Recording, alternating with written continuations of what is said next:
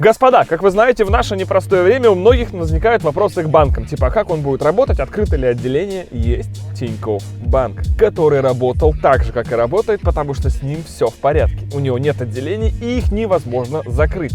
У Тинькофф Банка есть карточка Black, по которой вы можете, во-первых, использовать ее как просто для каждодневных покупок, во-вторых, приходит 1% кэшбэка вообще на все покупки, до 15% кэшбэка на выделенные категории и 5% годовых на остаток по счету, которые приходят каждый месяц. Категории с повышенным кэшбэком вы можете выбирать сами. Например, 7% на покупок в супермаркетах, 4% на покупки в магазинах электроники и 15% на покупки в категории доставки еды. Ну и само собой 15% кэшбэк при покупке билетов в кино и театры в приложении Тинькофф. Ну и само собой сам кэшбэк приходит не баллами, не фантиками, не деревянными, а настоящими живыми рублями, которые потом можно снять в банкомате. В любом банкомате, любого банка, в любой страны, по всему миру. Ну и самое главное, если вы сейчас оформите карту Тинькофф Black по моей ссылочке в описании, то вы не получите 200 голды и бесплатный щит. Но если вы потратите по ней 5000 рублей в течение месяца, то есть совершите покупку не разово, а просто в течение месяца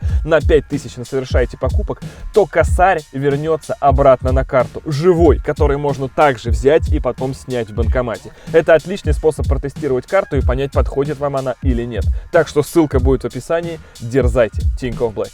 Сегодня рубрика «Дешевка» обретает неистовые масштабы, потому что у нас за 50 тысяч, ну не за 50, там в объяве 65, но написано с торгом. Узнаем, за сколько взяли.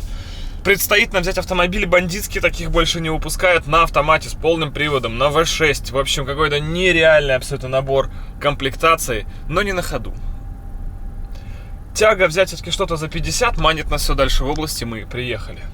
Ну да, если что, мы с бустера его подбросим моментально, это я все учел сразу. Эфир я тоже взял, если что, чтобы все сразу запроверить. А фактически стоит он сколько? Приехал он сюда в июле. В июле? Июле. И приехал самоходом? Да, но уже с каким-то там вот спердением, строением. Видимо, уже вот начиналась смерть насоса. Угу. Потом, значит, было вот решено его реализовать.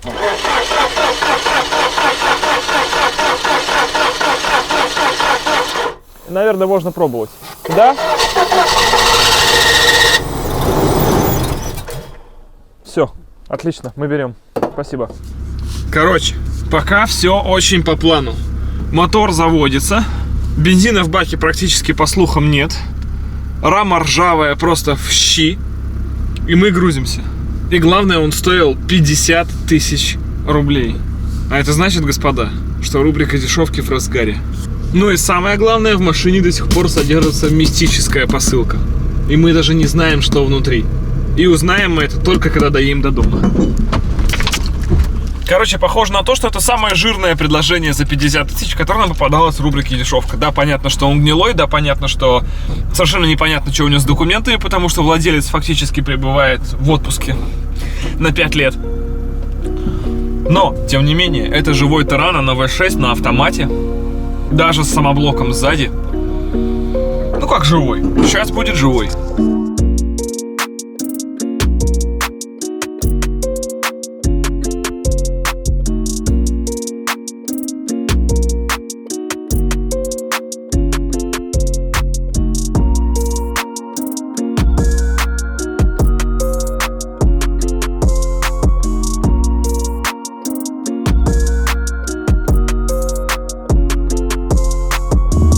Итак, господа, нас ожидает небольшая попытка воскрешения этих дровишек. У меня есть план банан. Ну, во-первых, поставим его на зарядочку чуть-чуть и попробуем просто залить бенз.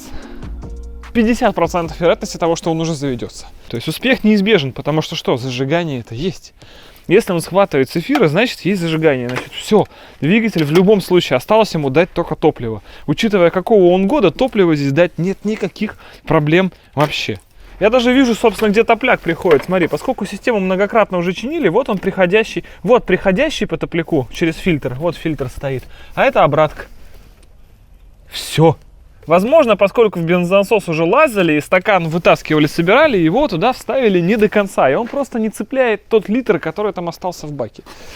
Unleaded fuel only. Прекрасно. У нас как раз такой, наверное. Все. крайнем случае есть УАЗик. Как обычно, в каждой серии антигелик просто дарствует бензин. Стрелка топлива никак не шелохнулась. Попробуем, наверное, абсурдные мероприятия по запуску, да?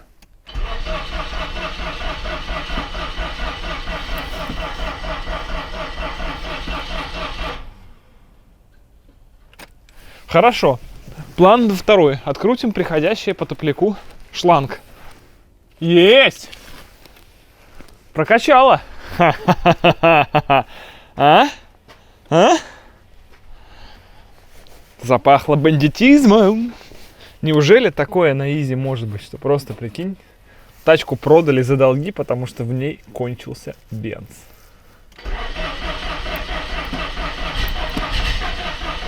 Офигеть!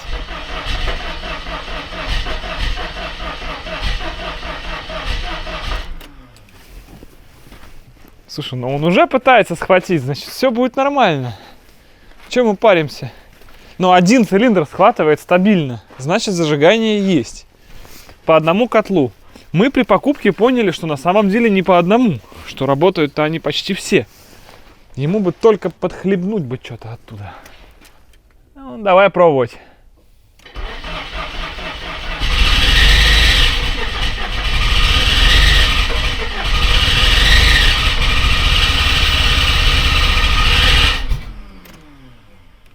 Трамблер. Вообще в идеальном практически состоянии. Made in Japan. Ну, можно почистить вот это вот. И все, и уголек. Значит, что пытались что-то сделать с ней, чтобы она поехала. А она все не ехала, паскуда. И это вот плохо. Лучше когда по-другому.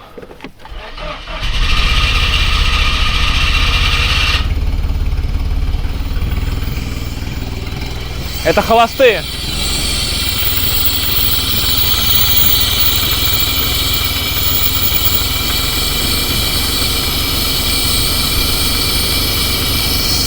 Это холостые, бро.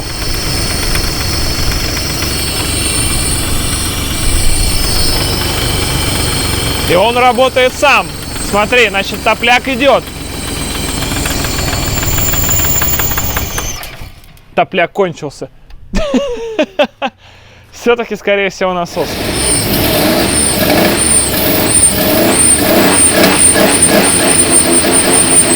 Офигеть, братан! Да он 200% рабочий. Он просто на эфире работает, пока мы его не зальем. Короче, я предлагаю создать в тени. Я предлагаю создать пожароопасную ситуацию. Значит, включаем, оставляем насос работать, попробуем его заткнуть пальцем. 5 очков я никогда в жизни заткнуть пальцем не смогу. Смотри. А вот он не качает, видишь? Ага. А он то есть, то нет. Почему же он тогда сработал, а сейчас не срабатывает? Это паскуда, тварь. Запасочка. Самое главное, что мы сейчас поедем гарантированно. И давляк в ней есть. Самое главное, посылка. В машине была посылка, и никто не знает, что в ней. И она Владивосток. Гатчина. И приехала эта посылка 27.06.19. Это почти год скоро. Да.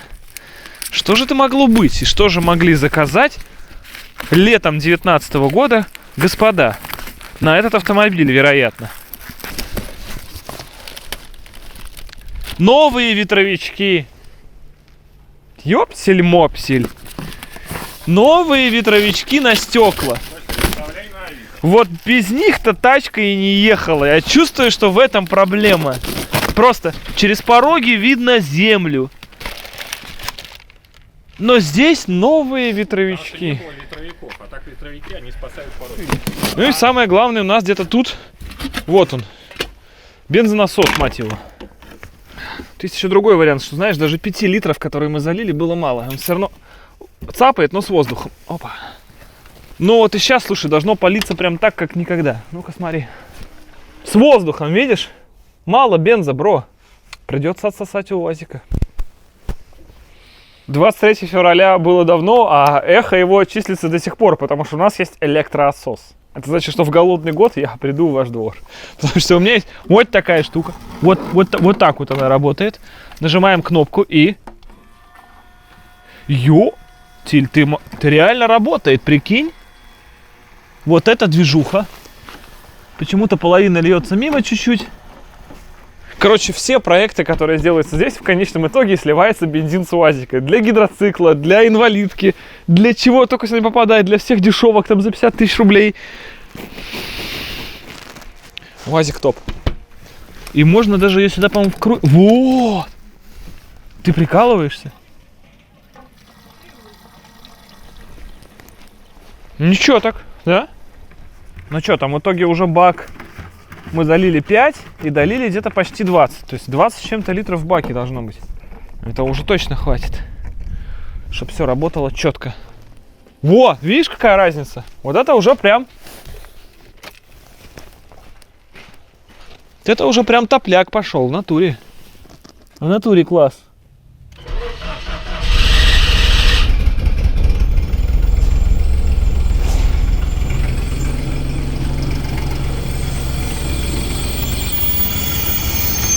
Да нормально, нормально, я прощаю.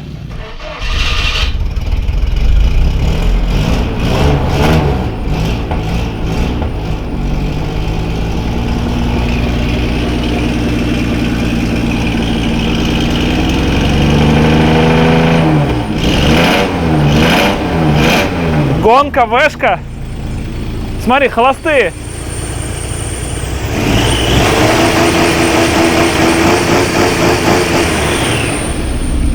Но она пытается здесь куда-то идти, эта обратка.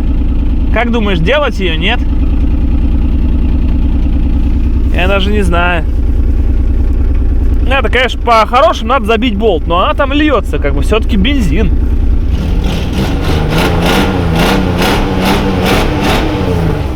Гидрач, автомат. Даже не верится, что все было так просто. Мне кажется, господа, такое бывает только на ютубе, но... При продаже нам сказали, что в этой машине проскакивают автохабы. Ну, в общем-то, вот и видно, что автохаб вытащилась из него половина. Пружины внутри у него подломаны. Вторая его половина, по-моему, осталась. Ну, вот сейчас подшипники в руке осталось у меня. Короче, автохабом этом типа пришла кабзда. Не проскакивают, это значит, что у нас нет полного привода. Я подумал, ну ладно, в крайнем случае полуось прихватками присадим. И все, поедет. Но... В салоне была коробка с новыми автохабами. Вероятно, это не оригинал, хотя очень похоже, как или близко к оригиналу, что-то типа того. Но в любом случае мы даже сейчас их поменяем. То есть тачкой реально хотели заниматься, я не могу этого понять, какой смысл в этом был, но ей реально хотели заняться. Вероятно, не думали, что ее можно спасти. Почему нет, я пишу вам чуть позже. Так, остается последний рывочек. Это лопнувшее колесо. Но я думаю, таким реставратором, как мы, это уже нипочем. Сейчас порог отрыгнет. Это будет... О, накачалось. Все, да? В конце концов, спущенное колесо ведь спущено только снизу. Значит, все остальное можно использовать и ехать.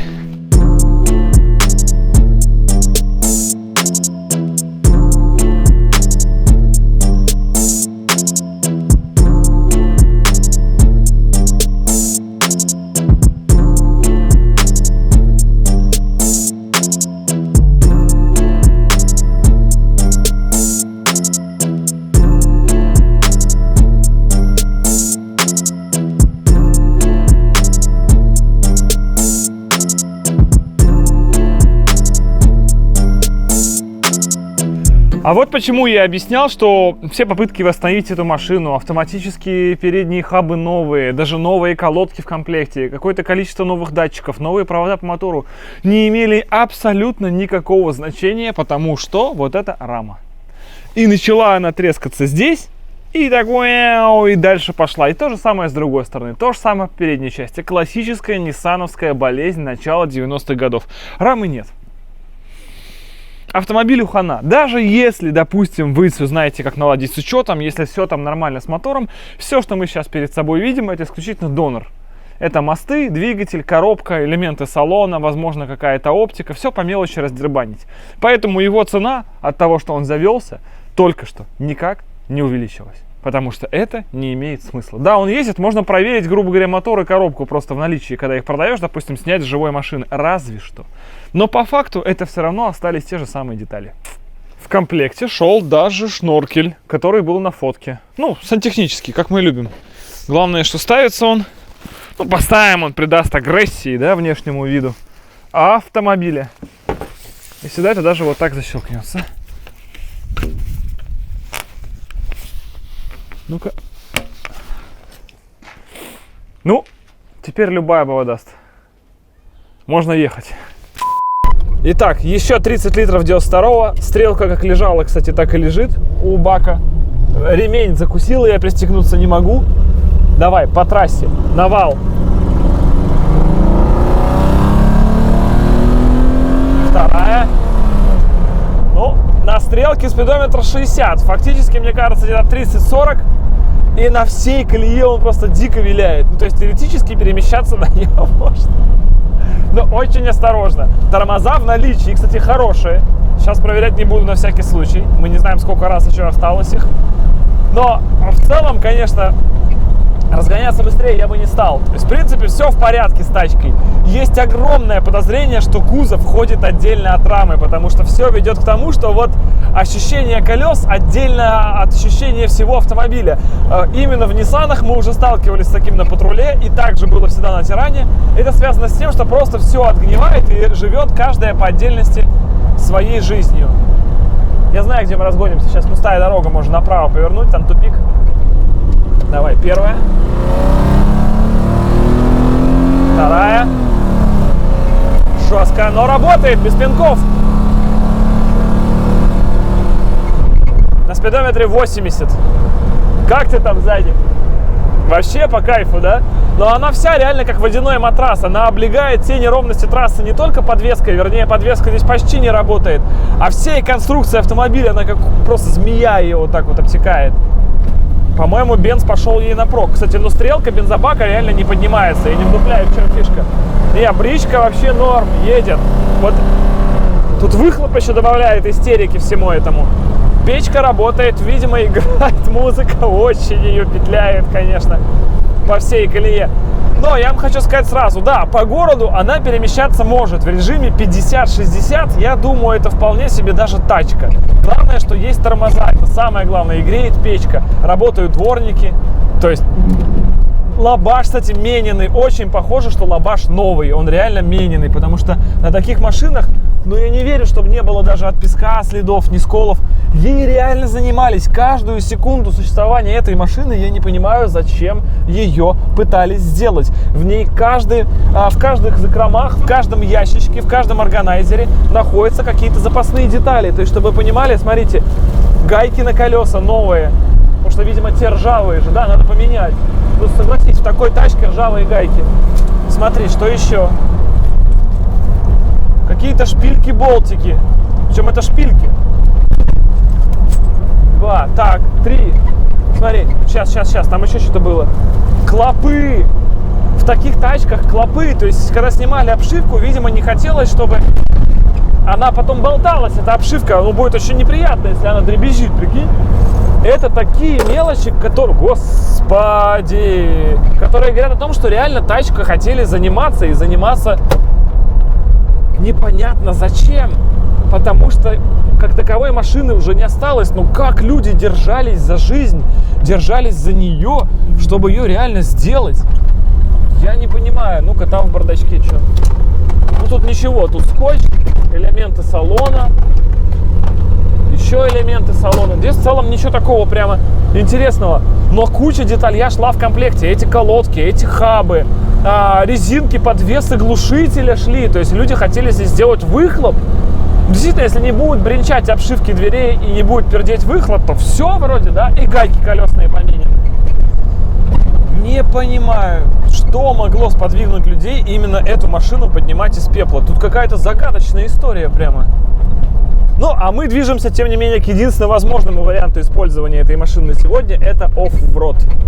И она, кстати, на нем будет показывать себя отлично. У нас, по идее, задний мост с блокировкой.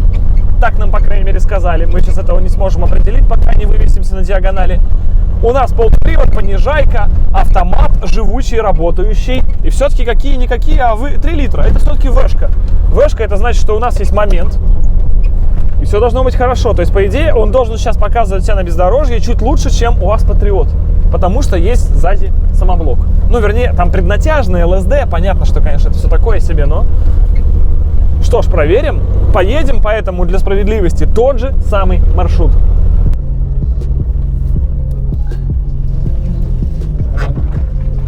Так, здесь все очень легко. Момент истины. Полный привод, приди. Полный привод пришел.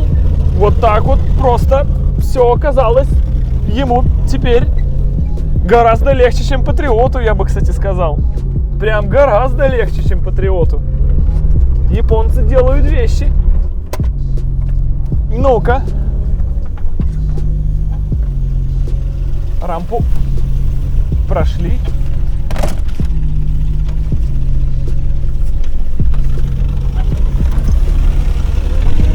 Гораздо легче. Что-то ему вообще все равно. И отсюда давай сразу сюда.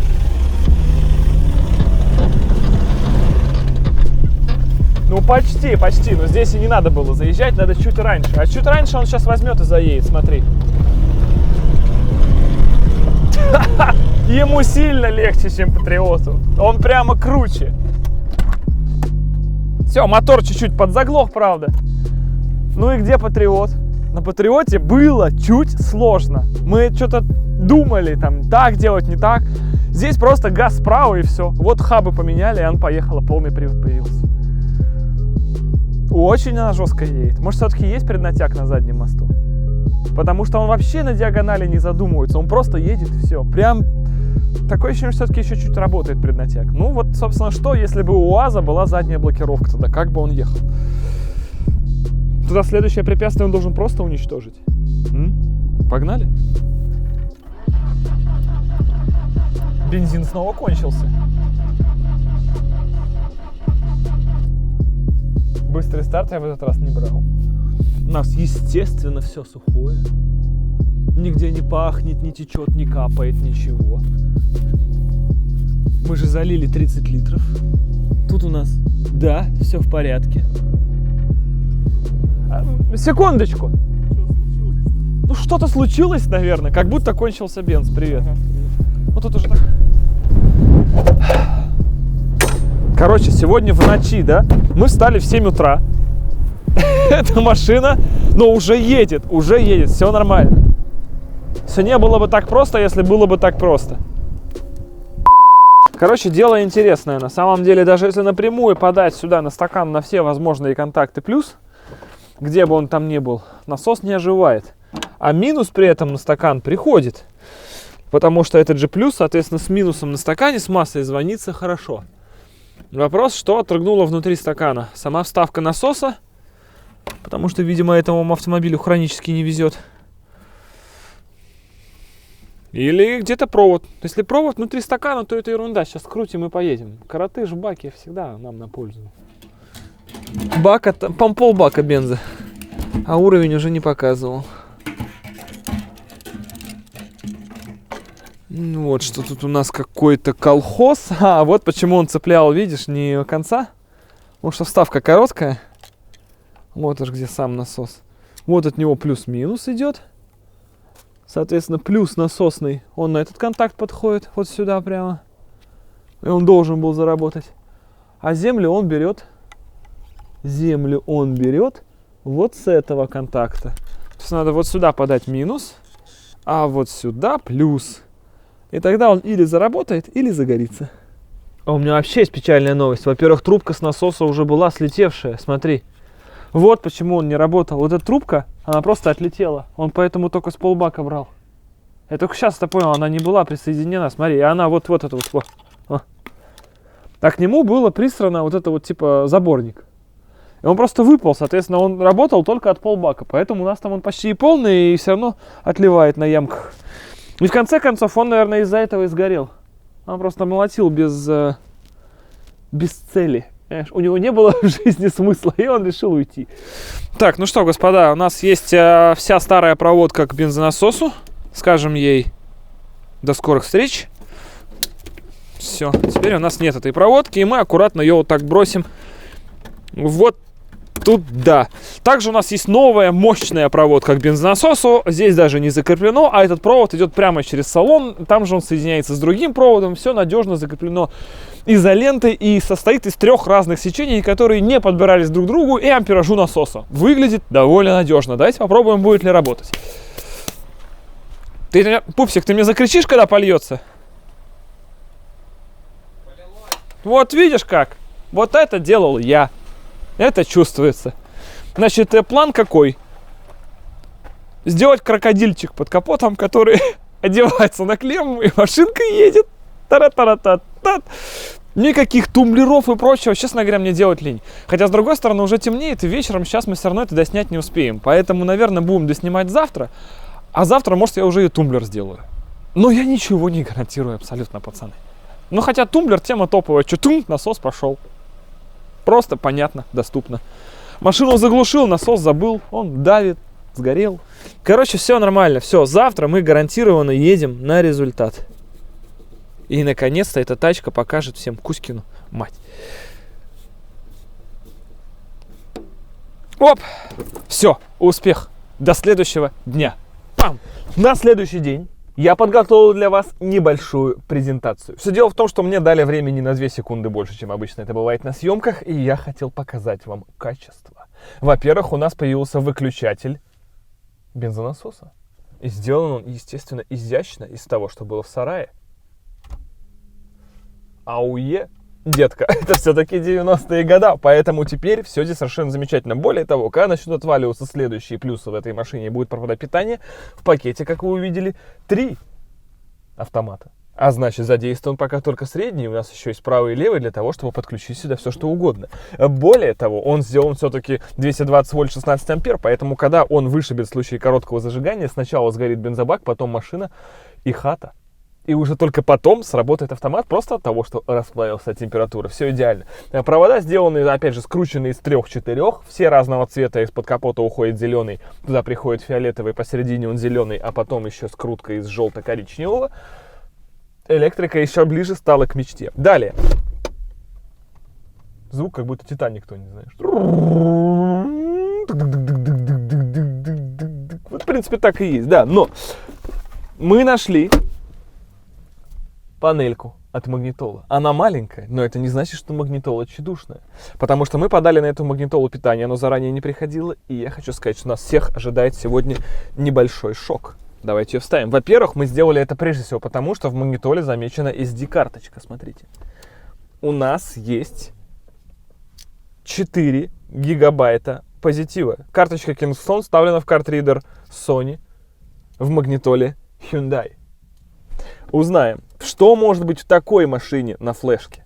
Что же там за музыка? Номер 1. Мой динамик тоже заработал. Но это не 90-е. Secret Discoverer.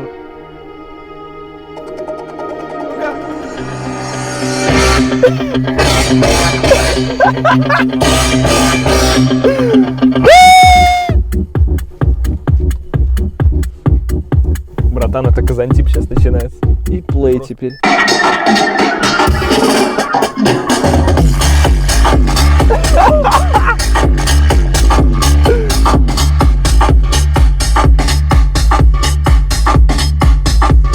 Ничего себе, тут на Тирана, прикинь, по этому поселку ездили вечером люди, вот эти вот.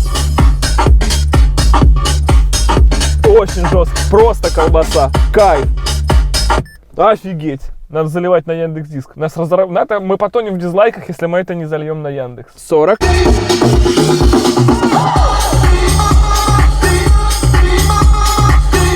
Вот это не Сантик. А теперь все-таки оффроуд. Мы сможем это сделать на какой-то раз. Что ж, господа, судя по всему, наступает неизбежность. Мы вот так вот с камеру такая у нас обстановка. И мы идем по тому же маршруту, по которому шел у вас Патриот. Те же самые препятствия в той же самой последовательности. Раз уж мы с них начали, ими и закончим. Владян готовный, я готов. Температуры двигателя у нас датчик не работает. Датчик температуры топлива у нас также не работает. Но зато работает вольтаж и работает тахометр. А собственно это все, что нам сейчас нужно. Передачу в понижаечку. Как-то вот так. И погнали. Я думаю, что он не проедет, как УАЗик, здесь нет за что. Ну, собственно, аналогично, да. Колесо выворачивает.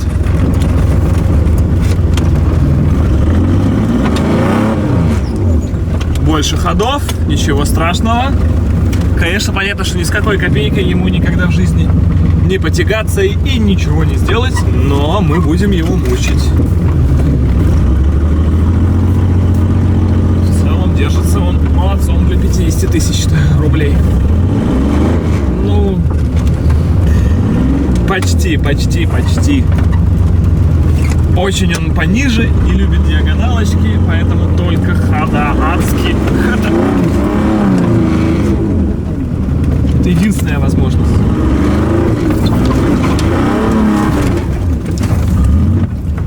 Есть! Да, все-таки стиль УАЗика ему больше подходит, чисто хода.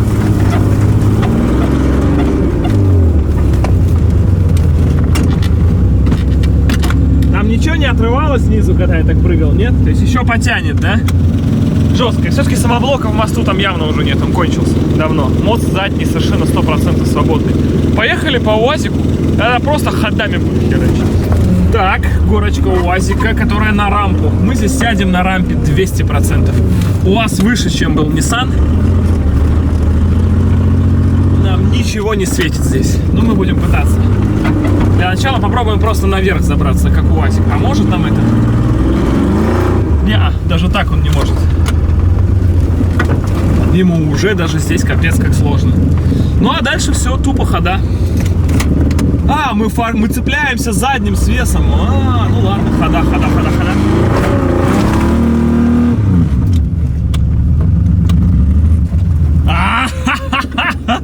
Но он сильно ниже. У него рампа прямо низкая. Только если все это разрыть к чертям. Но он прям садится, ему фиговенько.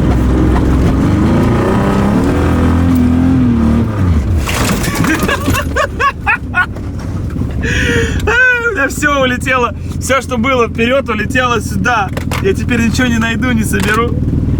Ну это такой трэш-стиль, короче, на самом деле. То есть в этом оффроуда нет. Ты просто, выпущив глаза, фигачишь как бы. И мы эту горку распахали. Нас спасли только хода, конечно. Но он ниже УАЗика, прям чувствуется. Ему везде чуть тяжелее.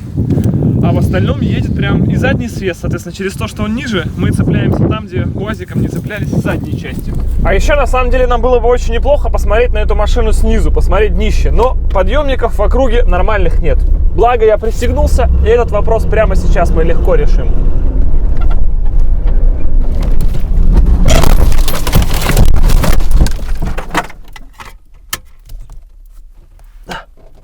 По-моему, получилось ровно, как я и хотел. Владян, я же говорю, профессионализм. А ты говоришь, когда не получится и так далее. Видишь, ремешок-то тема. С первого раза четко взяли и сделали.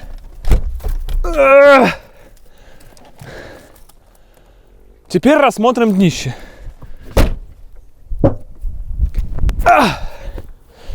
Итак, что я вам хотел сказать. Вот мы отчетливо теперь видим раму. Как она кончилась с задней части. Вот как она кончилась с передней части. Вот здесь очень хорошо видно, что подушка кузова к раме. Раз, два.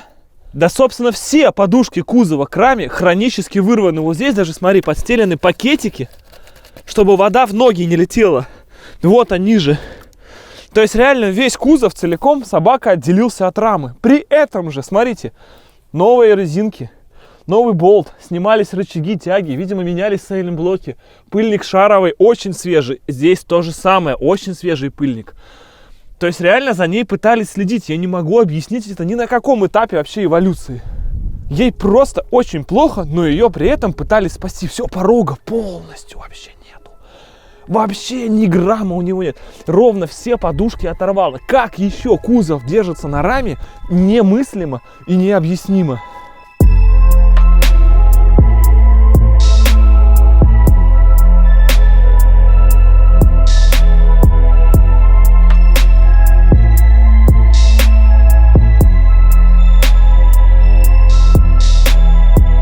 Ну, я думаю, в том, что она поедет, сомнения могут возникать только у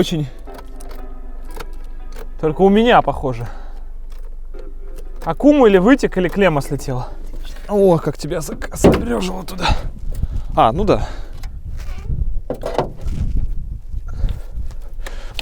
Ого! Ого! Плюс лег в кузов и отплавился. Почему я не сгорел? Плюс, вот клемма, она расплавилась. Она, во-первых, приварилась, плюсовая, к кузову. Во-вторых, она расплавилась на две части.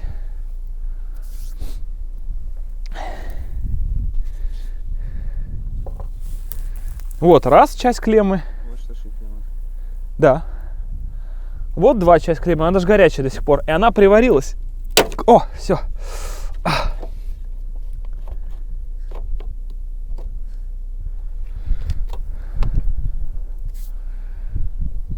Дуракам везет.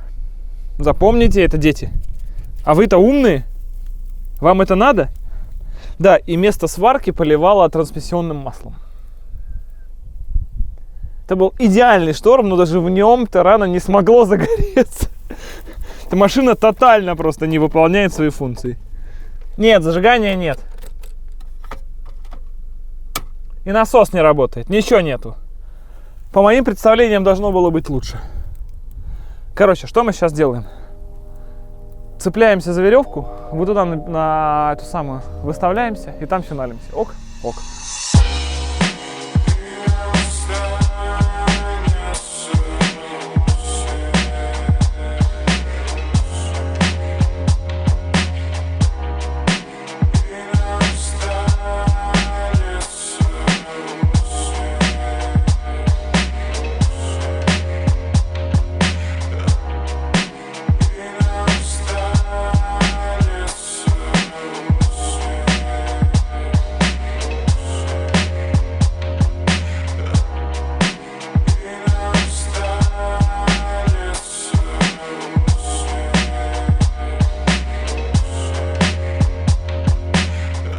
Что ж, господа, как мы установили, Nissan Terrano бандитский из 90-х, даже несмотря на свой возраст и уже, наверное, оконечное состояние любого автомобиля, каким он может быть в принципе, все равно держит марку. Он не загорелся и практически не сломался даже тогда, когда должен был полностью. Если бы у аккумулятора просто было штатное крепление, естественно, он бы не уехал в крыло. Он бы об него не закоротил, и об него бы не разрядился. Но на данный момент, естественно, аккум уже не актуален. Он, скорее всего, у него внутри или вздулись пластины, осыпались, ну или он просто разрядился в ноль, поэтому нет зажигания и все. Я уверен, сейчас поменять аккум, завести его, и он поедет. И все с ним будет хорошо. Но, впрочем, это ничего не доказывает, потому что у него 5 цилиндров, у него полностью отсутствующий кузов, на 90% отсутствующая рама, не установленные документы, и понятно, что от автомобиля здесь как такового ничего не осталось. Это просто донор на железо. Поэтому, что бы мы с ним сегодня ни делали, его цена абсолютно никак, опять же, не меняется, потому что эти мосты всегда останутся этими мостами. Это двигатель и это какая-то, но работающая коробка-автомат все равно останется коробка автомата. Если вы ее сломали, ну где ее еще купить? Давайте подумаем в ценах. 15-10 может стоить задний мост. Передний редуктор пятерка. Мотор в таком состоянии, ну типа заводится и едет, да, ну 20-ку под переборку. Коробка еще 10. Возможно, какое-то железо, я не знаю, какой, люк там 3, задние фонари по 700 рублей, фары там, да, 500 рублей-косарь, если кому-то надо. Кстати, они опять же, ты посмотри, фара-то в неплохом состоянии. Вполне себе фара. Комплект колес 5000. И вот мы вот со всего этого в итоге-то полтос и набрали.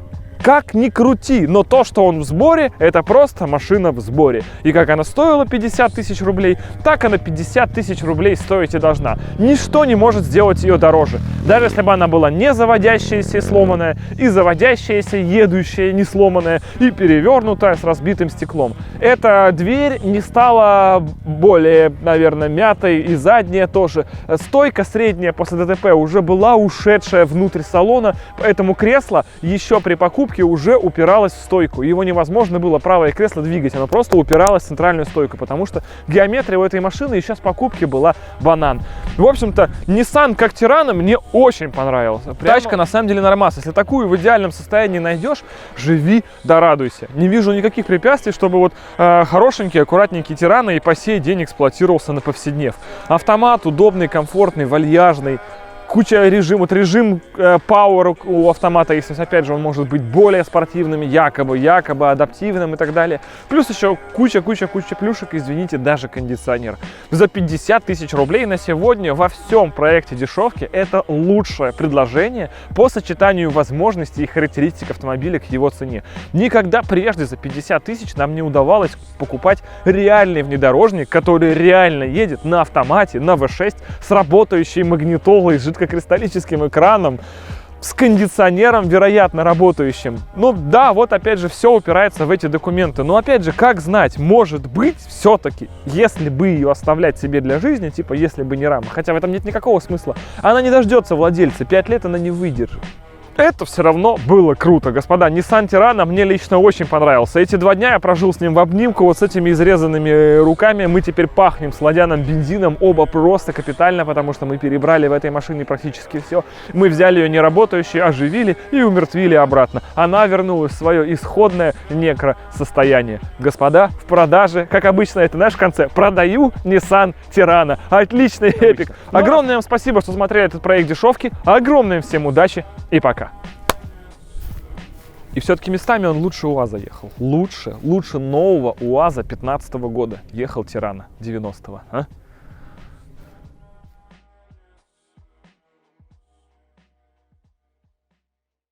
Тем же вечером, господа, оперативненько, новый аккумулятор, старая клемма, одна новая клемма. И как вы видите, мотор работает. Все в порядке. Машина тут же продана. Никита позвал друзей за совершенно небольшие деньги. Ребята забирают машину. Какие уточнения маленькие? С аккумулятором или без? С аккумулятором. Этот-то мне не нужен. Вот этот, он Нет. аккумулятор кончился, да. В общем, ребята, Ниссанчик ушел дальше. Видимо, на оффроуд. Удачи ему.